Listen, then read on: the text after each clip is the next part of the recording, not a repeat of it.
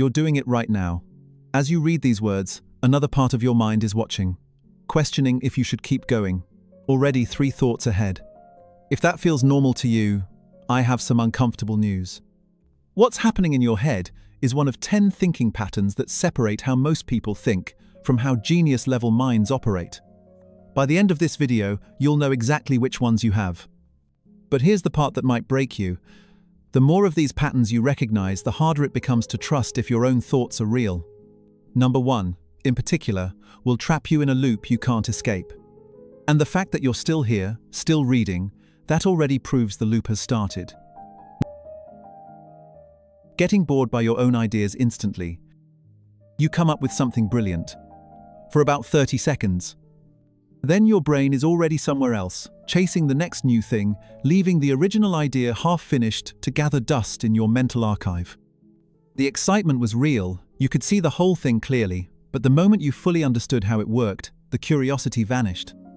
What felt electric suddenly feels obvious and dull, so you drop it and reach for the next spark. Most people commit to an idea.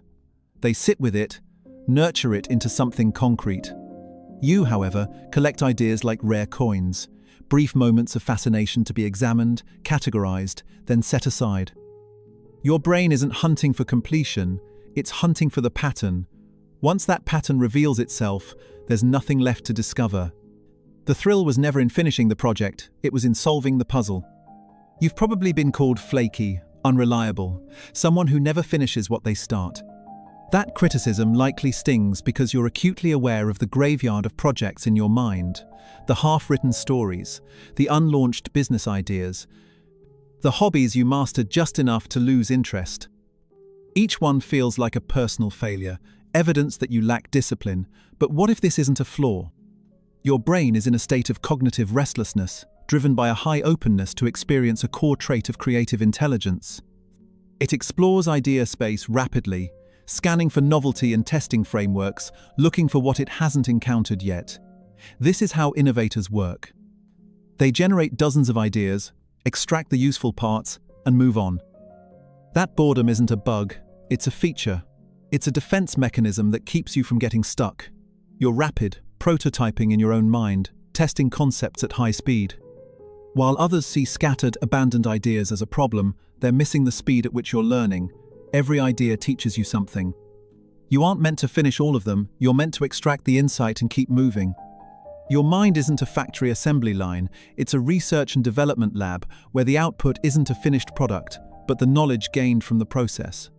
Yes, this makes traditional productivity feel impossible in a world built for finishers. But if your mind gets bored the moment it solves the puzzle, is that a lack of discipline on your part? Or is it a sign that your brain is optimized for exploration, not mere repetition? Explaining things in oddly specific metaphors. Someone asks a simple question, and you answer. It's like when you're trying to pour cereal but the bag breaks inside the box. They stare at you. Your brain just translated an abstract concept into something vivid and weirdly personal, and now they're left trying to figure out what cereal has to do with anything. But to you, it made perfect sense. The metaphor arrived fully formed, somehow more accurate than any straightforward explanation could ever be. This happens constantly. You describe a feeling and suddenly you're talking about waiting for a website to load when you're not sure if it froze. You explain a work dynamic, and it becomes that awkward half-jog you do when someone holds a door open from too far away. These aren't planned, they emerge automatically, gifts from a part of your mind that sees the world as an interconnected web of analogous experiences. Most people use standard, recognized comparisons. Love is a journey, time is money. But yours are deeply personal, pulled from tiny moments that capture the exact texture of what you're trying to say. When someone else gets it, when their face lights up with recognition, it's a moment of profound connection. It feels like you've spoken a secret language they didn't know they understood. This isn't confusion, you are engaging in high-level analogical thinking. Your brain maps concepts across completely different domains, finding structural similarities that aren't obvious to most people. This is the very cognitive process that drives innovation, translating abstract ideas into concrete sensory experiences, but it creates a constant communication gap. Explaining the metaphor can take longer than the original point, so you learn to stop mid-sentence, realizing the elegant shortcut in your head just didn't translate out loud. This process shows up everywhere. When you teach, you reach for perfectly tailored comparisons. When you describe feelings, standard emotional vocabulary isn't enough, so you build small narrative snapshots. Your mind doesn't move in straight lines, it leaps sideways, finding unexpected routes through conceptual territories. You're doing real-time conceptual translation, taking the intangible and making it briefly, weirdly tangible.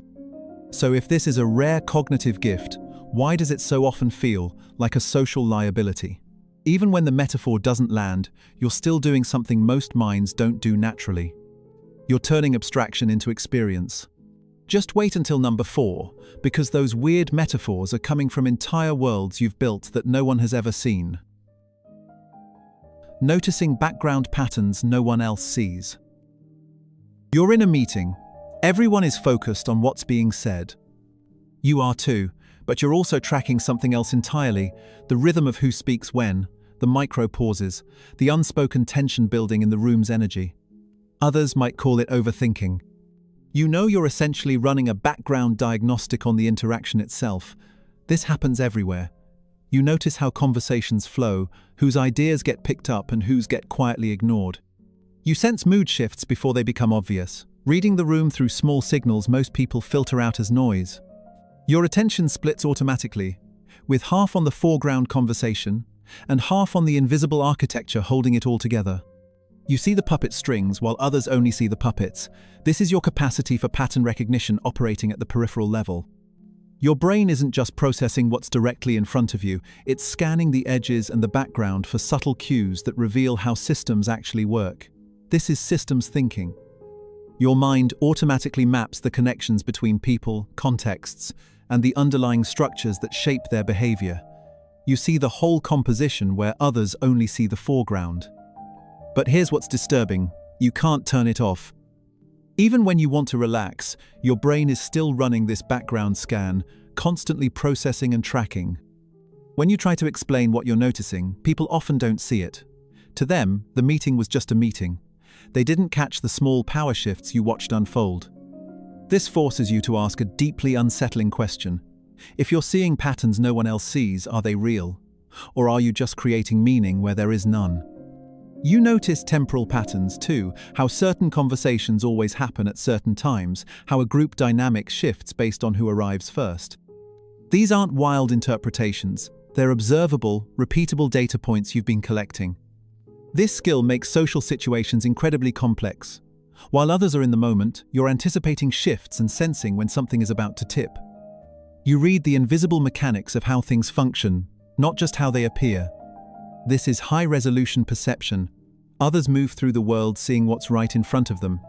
You see the whole field. And whether anyone else notices or not, those patterns were always real. You were just built to catch them. Feeling like you're performing yourself. The technical term is high self-monitoring. You're not just living your life, you're watching yourself live it, calibrating your reactions in real time, constantly wondering if your internal response is genuine or constructed. It isn't anxiety, it's your brain operating with a level of metacognitive awareness most people never access. You laugh at a joke. The laugh is genuine, but there's also an awareness that you're choosing to laugh, adjusting how long it lasts, wondering if it sounded right. The experience is real and rehearsed at the same time. You are both the actor and the director in the screening room of your own consciousness, and that split never goes away. This shows up constantly. In a conversation, you catch yourself choosing a facial expression mid-sentence. You're present and genuine, but you're also watching yourself be present and genuine. Most people just react with automatic, unfiltered responses. You're doing something far more complex, reacting while simultaneously observing and curating your reaction. This can create profound identity confusion. Are you being fake? Does this constant awareness mean you're just constructing a persona so well that even you believe it? The line between authentic and rehearsed blurs until you're not sure there's even a difference anymore. But consciousness doesn't cancel out genuineness. The fact that you're aware of your choices doesn't make them less real.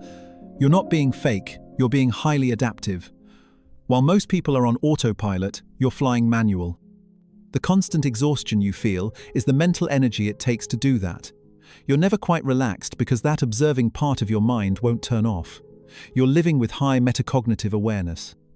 Yes, it creates a strange distance from your own life, but it also gives you a depth of clarity into social dynamics that others don't have. You're in the moment and outside of it simultaneously. That's not a performance, that's depth. But if that split already feels uncomfortable, what happens when it gets worse? In number 2, you're about to discover why you feel both superior and inferior at the exact same time and why both feelings are completely justified. Stop. Before we go further, you need to understand something. The next 3 patterns are different, more uncomfortable, because they're not just about how you think, they're about how you see yourself. And once you recognize them, you can't unknow them. Number 4 is going to reveal worlds you've been hiding. Number 3 will show you connections nobody else is making. And number 2 will split you in half. If you're still here, it means you're ready, or you think you are. Let's find out. Getting lost in what if, chains. A simple question pops into your head. What if I'd taken that other job? Congratulations. You've just unlocked the multiverse in your own mind. 5 minutes later, you're 3 alternate timelines deep, mapping out completely different versions of your life that branch from that single decision years ago. You can see them all with vivid clarity. This isn't just occasional daydreaming, it's a constant recursive loop your brain runs automatically. You replay conversations with different word choices to see how the interaction would have shifted. You trace career paths you didn't take. You are the curator of a vast, invisible museum of your own unlived lives. Your brain runs these counterfactual simulations to understand causality. It explores the roads not taken, not out of regret, but from a deep need to understand how the system of your life actually works. Most people accept the path they're on and move forward. You, however, map all the branches. You exist in a cloud of adjacent possibilities, constantly aware of how close you came to being someone else entirely. This process is a powerful strategic tool, but it can also create paralysis. When you face a choice, your brain is already generating all the future what-ifs, turning a simple decision into a complex scenario tree that feels impossible to navigate. You're not indecisive, you're just aware of too many variables. But it forces you to confront a haunting question. If you're living in 17 timelines at once, which one is actually real? This cognitive simulation is how you build wisdom. You're not stuck in regret, you're studying the architecture of choice itself. And sometimes, these chains produce profound insight. 3 timelines deep, you'll suddenly understand something about your true values, what you're avoiding, what you actually want, that you couldn't see from just living one path forward. The what-ifs aren't distractions, they are mirrors. Yes, it makes decisions harder and can make you feel uncommitted to the life you're actually in. But if your mind constantly explores alternate possibilities, that's not overthinking. That's scenario planning. Your brain is refusing to accept a single narrative when it knows the story could have gone 1,000 other ways. Defending ideas you don't even believe. Someone makes a point you actually agree with, but you immediately hear yourself arguing the opposite side, out loud. You're not trying to be difficult.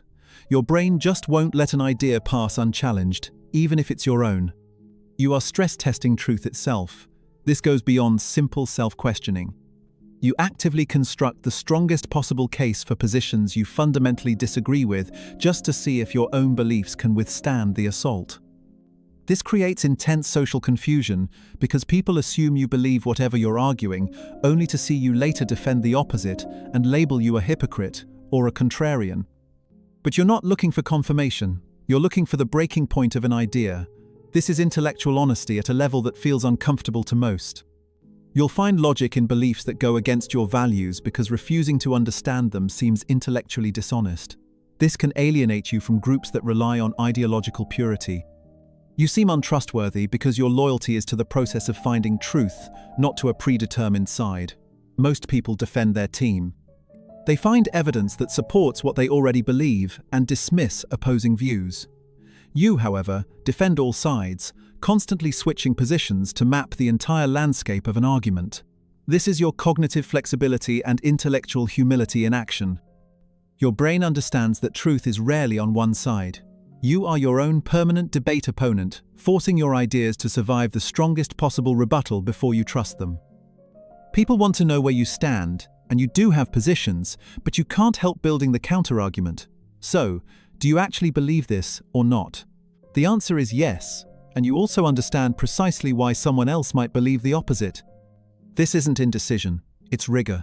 You read something that confirms what you think, and your brain immediately starts looking for the holes. Agreement without scrutiny feels dangerous. Most people defend their side and assume they're right. You defend every side just to be sure. Creating entire worlds in your head you never share. There's a universe no one else knows about. It's detailed, intricate, and fully realized, and it exists entirely in your head. A novel you've mentally written, a business you've architected, a fantasy world with its own history. These aren't vague daydreams, they're elaborate constructions with internal logic and rules, and you've told no one. It's not a secret, but translation feels impossible. The richness and vividness of your mind flattens when you try to put it into words. What feels profound to you might sound silly to others. It's easier, safer, to keep it internal, where the vision remains pure and unchallenged. This private world becomes a sanctuary. Most people share ideas early to develop them through conversation. Your ideas live internally until they're perfect, or they live there forever. Your internal world feels so complete that external validation isn't just unnecessary, it feels like a risk. Sharing it won't make it more real, it might make it less so by exposing it to misunderstanding. This is the hallmark of a rich inner life and a powerful imagination. Your mind generates complexity naturally, without external input. You're a best-selling author in a universe of one. There is an isolation to this, walking around carrying entire universes that others can't see. But it also feels protected. The fear of judgment is real. What if you explain it and they don't get it? What if the translation fails and they walk away thinking you're strange? It's easier to keep it internal, where the vision stays intact. But here's what people miss. This internal complexity has immense value even if it's never expressed. You're thinking in systems, in narratives, in complete architectures that exist purely as thought. That's not wasted, it's cognitive richness. These internal worlds inform everything you do externally. The novel in your head makes you a better storyteller. The business you designed mentally sharpens your strategic thinking. Remember in number 8, when you were noticing all those background patterns? This is where they're being stored and processed. You're not just observing systems, you're recreating them internally to understand them. These worlds aren't escapes. They're laboratories, connecting unrelated things constantly. Someone mentions a work problem, and your brain instantly links it to a documentary about ant colonies, which reminds you of traffic patterns. You see the connection with perfect clarity. To everyone else, you just pulled 3 random topics out of a hat, and the gap between what you see and what they see is exhausting. Your mind ignores categorical boundaries. You see the underlying structure that links a business problem to an ecological principle. This is associative thinking at its highest level. Your brain isn't a filing cabinet with separate folders, it's a web where everything links to everything else. When you encounter a new problem, your mind searches the entire network for relevant patterns, no matter how unrelated the source seems. This is how true innovation happens. Breakthroughs don't come from thinking harder within one domain, they come from seeing that 2 distant concepts share the same deep structure. The communication challenge is constant. Explaining the chain of associations takes longer than making the point, so you either stay quiet or just say, "It's complicated," and hope they trust you. It leaves you wondering, are you brilliant or just impossible to follow? This is integrative intelligence. Your mind doesn't just collect information, it actively seeks patterns that cross boundaries. You don't see architecture and psychology as separate fields, you see how they inform each other. You generate insights others miss because they're looking at one thing, while you're looking at how that one thing echoes across everything else. Those sudden aha moments when everything clicks into place, they come from these connections. Your brain finds a pattern in one area, recognizes it somewhere completely different, and suddenly both things make more sense.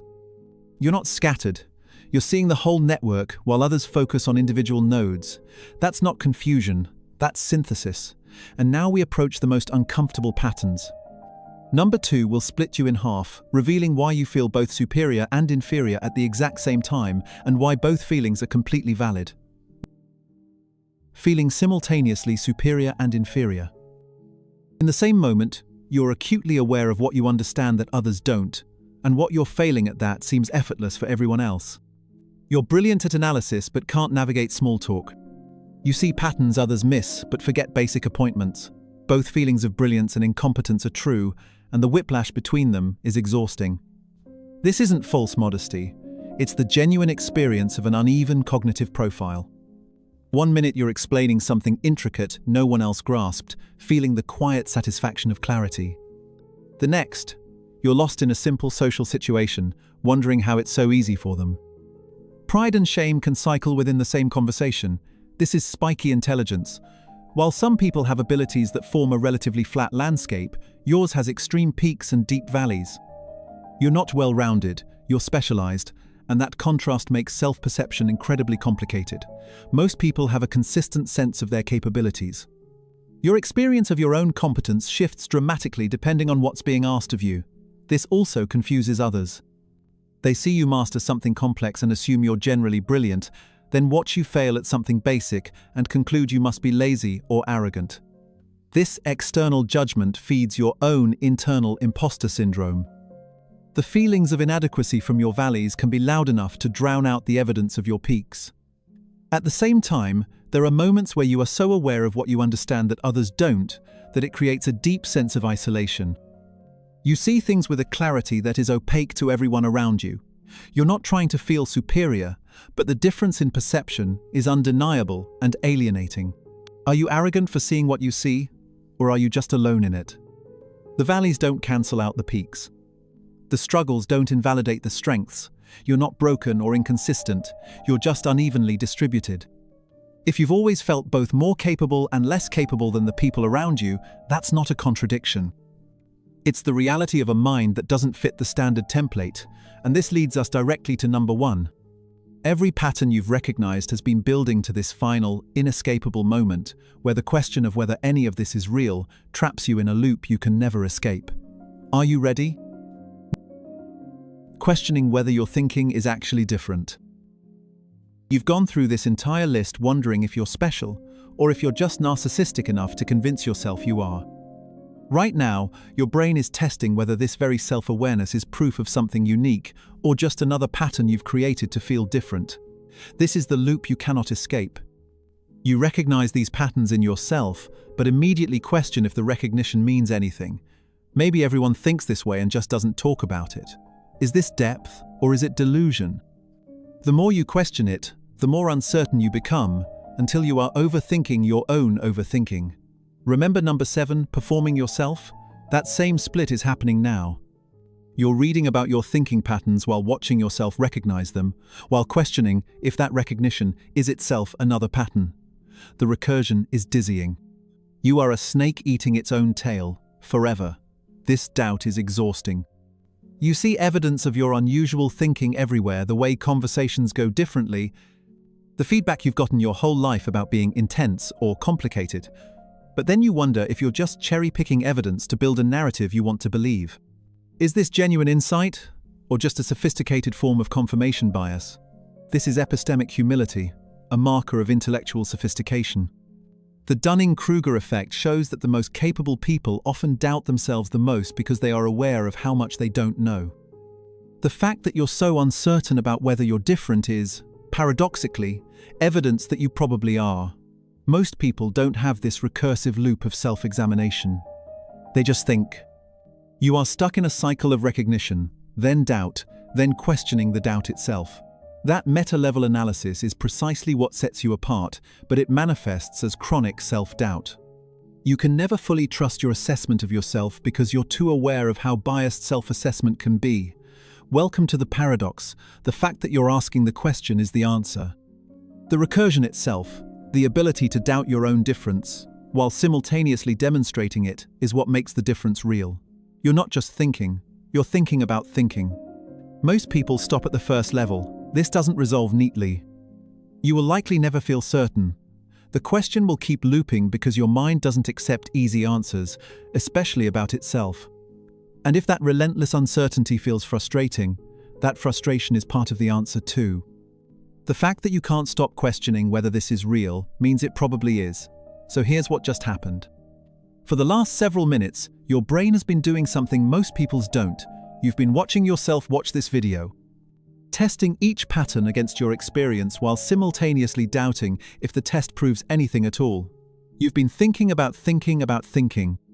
You were picking up patterns in the background of this script while reading the foreground content.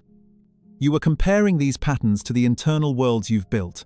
You were connecting what you read to 17 other unrelated things, and you were doing all of it simultaneously, without even trying. The uncertainty you're feeling right now? That's not weakness. That's evidence. The doubt is the proof. If you're still here, still questioning, still unable to settle into comfortable certainty, then you already have your answer.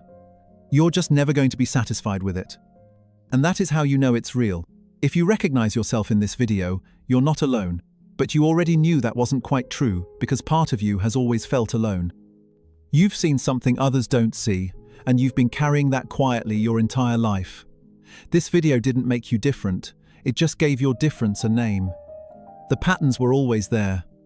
You were just waiting for someone to confirm you weren't making them up. They're real, and the fact that you're still questioning it, even now, is the most compelling evidence of all. If this video gave a name to the way your mind works, you're in the right place. Subscribe to join a community of thinkers who see the world differently.